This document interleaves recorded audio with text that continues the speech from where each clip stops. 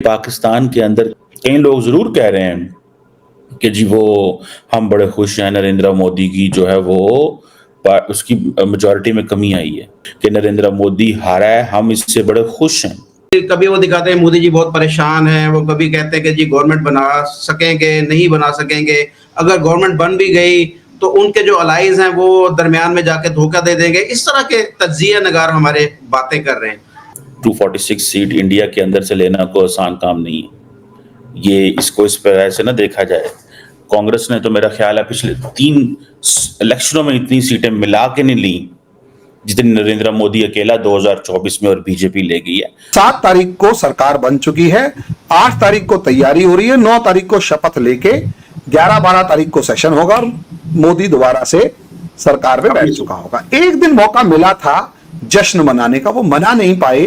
वो पता नहीं क्यों नहीं मनाया। वहां से पटाखे फटने की उम्र वो मतलब खबरें आनी चाहिए थी कि वहां बड़े जबरदस्त ईद मनाई गई। हमारी लीडरशिप ग्राउंड रियलिटी को मिस कर रही है। मैं नरेंद्र मोदी को आज भी देखता हूं कि वो 2034 तक 34 तक प्राइम मिनिस्टर है।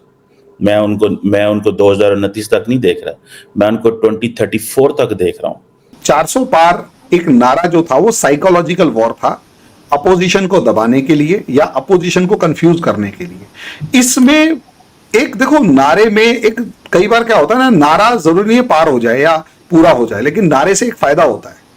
नारे का फायदा यह होता है कि उससे सामने वाले को उलझाया जा सकता है बातों में। अगर तो नरेंद्र मोदी के दिमाग में ये चीज आ गई कि मैंने टू इग्नोर करें पाकिस्तान को, तो ये पॉलिसी जो है ये समझ लें 5 साल ये और 5 साल, अगर आपको भारत कंप्लीटली 10 साल इग्नोर कर देता है, आप सिर्फ इंडिया से अलग नहीं होते, याद रखिएगा। This is a message to Pakistan. In case this policy of ignoring Pakistan for next 10 year continues, आप फारिग हैं यहां से। दोस्तों, लालच और नफरत कितना इंसान को अंधा कर देती है, ये पाकिस्तान के हुक्मरानों से ज्यादा कोई नहीं जानता। दोस्तों देख लीजिए किस तरह ये पागल हुए पड़े हैं भारत से दुश्मनी और डॉलर के चक्कर में। इन्होंने अपने मुल्क को तबाह कर लिया। अभी भी ये सोच रहे हैं कि मोदी हार गया। ये गधे ये नहीं जानते कि मोदी जी की चाल के अंदर सब फंस गए हैं। मोदी जी हारे नहीं है दोस्तों, मोदी जी जीत गए। मोदी जी दोबारा पीएम बन गए और अगले 10 साल तक कहीं नहीं जाने वाले। ये बात पूरी दुनिया जानती है, ये चीमा भी जानता है। इसलिए चीमा बोल रहा है कि अब भी अगर इन्होंने दोस्ती नहीं की, अब भी अगर ये जाके मोदी जी के पाँव में नहीं गिरे, अब भी अगर मोदी जी ने इनको सहारा ना दिया, तो अगले 10 साल तक पाकिस्तान खत्म हो जाएगा। दोस्तों ये पाकिस्तान बहुत पहले ही खत्म हो जाएगा। मुझे लग रहा है ये मोदी जी जो 5 साल का जो टेन्योर आने वाला है, इसके अंदर पाकिस्तान खत्म हो जाएगा। मोदी जी इसको कुछ भी नहीं करेंगे, ना कोई लड़ाई करेंगे ना कुछ करेंगे, ये अपने आप ही मिट जाएंगे, देख लेना। आप कमेंट्स कीजिएगा दोस्तों, वीडियो को लाइक और चैनल को सब्सक्राइब जरूर कीजिएगा। Thank you very much. देखिए, इंडिया एक बड़ी रियासत है, बड़े स्टेट है, उसके बड़े स्टेक्स हैं, उसके स्टेक्स ज्यादा हैं, उसका इन्फ्लुएंस ज्यादा है, उसकी आउटरीच ज्यादा है, उसका इमेज बड़ा है। वो जो करेगा जारी बात है उससे बहुत सारे ममालिक जो हैं इफेक्ट हो सकते हैं, इंक्लूडिंग पाकिस्तान, और हो भी रहे हैं। पहली बात तो ये है कि पाकिस्तान क्या एक्सपेक्ट करता है। मैंने ये महसूस किया है कि पाकिस्तान के अंदर कई लोग जरूर कह रहे हैं कि जी वो हम बड़े खुश हैं, नरेंद्र मोदी की जो है वो उसकी मेजोरिटी में कमी आई है। ये कई लोगों का तासुर है ये, ठीक है जी, कि नरेंद्र मोदी हारा है, हम इससे बड़े खुश हैं। जो पाकिस्तान की रियासत है ना, जारी बात है वो और अंदाज से देखती है। रियासत ये देखती है कि he is back and he is back with a big majority. 246 seat India के अंदर से लेना कोई आसान काम नहीं है। ये इसको इस तरह से ना देखा जाए, कांग्रेस ने तो मेरा ख्याल है पिछले 3 इलेक्शनों में इतनी सीटें मिला के नहीं ली जितनी नरेंद्र मोदी अकेला 2024 में और बीजेपी ले गई है। दरअसल हमें भारत की बीजेपी को और नरेंद्र मोदी की सियासत को रीड करने में थोड़ी मुश्किल आ रही है। हमारे एक है जज्बात और एक है रियलिटी। जज्बात ये हो सकता है नरेंद्र मोदी पावर में ना आए, लेकिन रियलिटी इंडिया के अंदर कुछ और है, जिसको हम, क्योंकि ऊपर जो हमारे वो जो चीज चढ़ जाती है वो हमारे जज्बात आ जाते हैं, और जज्बात जो है उसके से आपने एनालिसिस नहीं करना, आपने एनालिसिस करना है on the basis of the ground reality. हमारी लीडरशिप ग्राउंड रियलिटी को मिस कर रही है। मैं नरेंद्र मोदी को आज भी देखता हूं कि वो 2034 तक 34 तक प्राइम मिनिस्टर है। मैं उनको 2029 तक नहीं देख रहा, मैं उनको 2034 तक देख रहा हूं। It's too far to talk on 2034, but obviously कुछ ऐसी चीजें होती हैं जिनकी बेस के ऊपर जारी बात करते हैं। अब क्वेश्चन ये है कि पाकिस्तान ये समझता है कि जी, पाकिस्तान की रियासत ये समझती है कि क्या करें, ये नरेंद्र मोदी का जो बिहेवियर है इसको कैसे मोल्ड किया जा सकता है। मेरा ख्याल है ये जो नरेंद्र मोदी का बिहेवियर है इसको शेप करने में हमारा एक किरदार है। हमने पहली बात है एक तो बात नहीं की, फिर हम एक टफ लाइन लेते रहे, फिर दूसरा हम समझते हैं कि हर वजीर आजम को भारत के को वैसे ट्रीट करो। देखें, अटल बिहारी वाजपेयी को आपने ट्रीट कर लिया, आपने राहुल, वो क्या नाम है उनका, मनमोहन सिंह साहब को ट्रीट कर लिया जैसे जैसे आपका दिल था, इसको ट्रीट किया, ये उल्टा पड़ गया आपको। इसने कहा नहीं भाई बस मैं आपसे बात ही नहीं करूंगा, आपकी सबसे बड़ी सजा ये है कि आपसे बात ही ना की जाए। This is what he is saying. So Pakistan के पास एक ही अप्रोच है, होप, दैट्स इट। होप के अलावा कोई अप्रोच नहीं है पाकिस्तान के पास। सो अगर तो नरेंद्र मोदी के दिमाग में ये चीज आ गई कि मैंने टू इग्नोर करें पाकिस्तान को, तो ये पॉलिसी जो है ये समझ लें 5 साल ये और 5 साल, अगर आपको भारत कंप्लीटली 10 साल इग्नोर कर देता है और आपके पास कोई ऑल्टरनेट मैकेनिज्म नहीं है, कोई इंस्टीट्यूशनल फ्रेमवर्क नहीं है, किसी सेटिंग में आप बैठते नहीं हैं, तो आप तो इस खित्ते से अलहदा हो जाते हैं। आप सिर्फ इंडिया से अलहदा नहीं होते, याद रखिएगा। This is a message to Pakistan. In case this policy of ignoring Pakistan for next 10 years continues, in case this continues, तो इट मीन्स कि आप सिर्फ इंडिया से अलहदा नहीं होते या इग्नोर नहीं करता मालदीव्स, श्रीलंका, भूटान, नेपाल, ये सारे के सारे ममालिक, आप फारिग हैं यहां से। सो 5 साल पिछले और 5 साल अगले।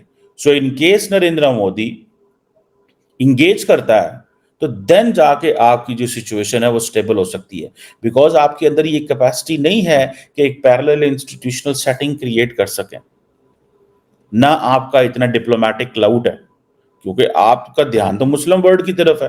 तुर्की, सऊदीया, चीन, इससे बाहर आप निकलते नहीं हैं। यूरोपियंस के पास जाते हैं और कहते हैं बस सानू जीएसपी प्लस दे दो, फलां कर दो, टमकान कर दो, कर दो, ये कर दो, वो कर दो। कभी वो दिखाते हैं मोदी जी बहुत परेशान हैं, वो कभी कहते हैं कि जी गवर्नमेंट बना सकेंगे, नहीं बना सकेंगे, अगर गवर्नमेंट बन भी गई तो उनके जो अलाइज हैं वो दरमियान में जाके धोखा दे देंगे। इस तरह के तज्जिया नगार हमारे बातें कर रहे हैं।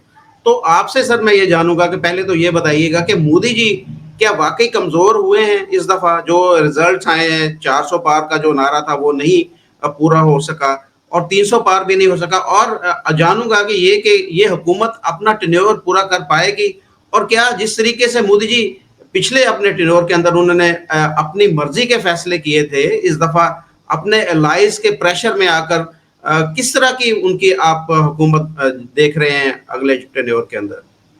मुजफ्फर भाई थैंक यू, आपने इतना बढ़िया सवाल पूछा। पहले तो पाकिस्तान को 4 तारीख की शाम को ईद मना लेनी चाहिए थी और जम के बम पटाखे इतने फोड़ने चाहिए थे कि हाँ भाई मुस्लिम क्या नाम है, मोदी जो मुस्लिम विरोधी है, मुस्लिमों का दुश्मन है, वो मतलब खत्म, अब तो वो आना ही नहीं चाहिए। क्योंकि 5 तारीख की सुबह तक, क्योंकि 4 तारीख की रात को ये सोए तो होंगे नहीं, 5 तारीख की सुबह तक तो वो जश्न मनाने का मौका जा चुका था और 6 तारीख तक तो वो हालात थे कि भाई सरकार आएगा तो मोदी ही, और 7 तारीख को सरकार बन चुकी है, 8 तारीख को तैयारी हो रही है, 9 तारीख को शपथ लेके 11-12 तारीख को सेशन होगा और मोदी दोबारा से सरकार में बैठ चुका होगा। एक दिन मौका मिला था जश्न मनाने का, वो मना नहीं पाए, वो पता नहीं क्यों नहीं मनाया। वहां से पटाखे फटने की उम्र वो मतलब खबरें आनी चाहिए थी कि वहां बड़े जबरदस्त ईद मनाई गई। खैर देखिए इतना आसान नहीं है। पहली बात आपको रियलिटी बता दूं, 400 पार एक नारा जो था वो साइकोलॉजिकल वॉर था, अपोजिशन को दबाने के लिए या अपोजिशन को कंफ्यूज करने के लिए। इसमें एक देखो नारे में एक कई बार क्या होता है ना, नारा जरूरी नहीं है पार हो जाए या पूरा हो जाए, लेकिन नारे से एक फायदा होता है। नारे का फायदा यह होता है कि उससे सामने वाले को उलझाया जा सकता है बातों में, और सच में विपक्ष, Pakistani media, Indian media, social media, foreign media, जितने भी लोग मोदी के इस इलेक्शन कैंपेन को देख रहे थे, सब शुरू से आखिरी तक एक ही बात पर बात कर रहे थे, अब की बार 400 पार होगा क्या, अब की बार 400 पार होगा क्या, 400 पार होगा। पूरा मामला सिर्फ यही चल रहा था, अब की बार 400 पार, अब की बार 400 पार, होगा नहीं होगा, होगा नहीं होगा। यानी 399 रह गई तो क्या होगा, 370 रह गई तो क्या होगा, 350 रह गई तो क्या होगा। अरे मूर्ख भाइयों, सरकार बनाने के लिए 272 सीट्स चाहिए थी, उसके ऊपर अगर आपके पास एक सीट भी है तो भी आपकी सरकार नहीं गिरेगी, मजबूत है। और उसके ऊपर अगर आप 200 सीटें भी ले आते हो, 473 भी ले आते हो, तो भी बहुत ज्यादा किसी काम की नहीं है, सरदर्दी ही बढ़ाएंगी, क्योंकि इतने बंदों को मिनिस्ट्री देनी पड़ेगी, संभालना पड़ेगा, एंटी इनकम्बेंसी होगी, नेक्स्ट नेगेटिविटी तो होती है, और 10 साल के अंदर एंटी इनकम्बेंसी तो हो ही जाती है, दूसरा होता है, ये कोई नई बात नहीं है। और ये थोड़ा बहुत वोटर नहीं निकला, और 10 साल की एंटी इनकम्बेंसी किसी भी सरकार में होती है, और 10 साल बाद भी अपोजिशन ने पूरी ताकत लगा ली।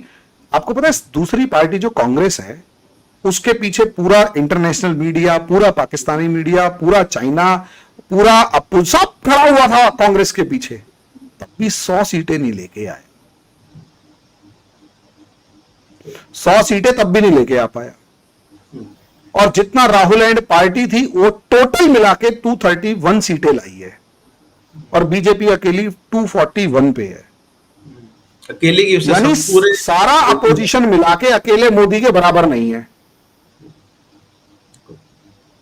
और दूसरा, कोई भी समझदार बंदा इतना जानता है कि यार अगर हम कमजोर होंगे ना, अगर मतलब अगर कांग्रेस को प्रधानमंत्री, वो राहुल गांधी को प्रधानमंत्री बना दिया, आपको पता राहुल गांधी फोन तक नहीं उठाता, और ये पार्टी बिखर चुकी है दोबारा से। ममता बनर्जी अलग है, शिवसेना अलग है, आम आदमी पार्टी अलग है, सब अलग है इससे। ये फोन तक नहीं उठाता, बात ही नहीं करता, एरोगेंट है। मोदी से एक बार बात करके देखो, दुश्मन भी होगा ना वो एक बार को गले मिल के जाएगा, भाई बहुत बढ़िया बंदा है यार। आजकल तो आपके 2 प्रधानमंत्री तारीफ कर रहे हैं, सारे कर रहे हैं, पूरा पाकिस्तान तारीफ कर रहा है।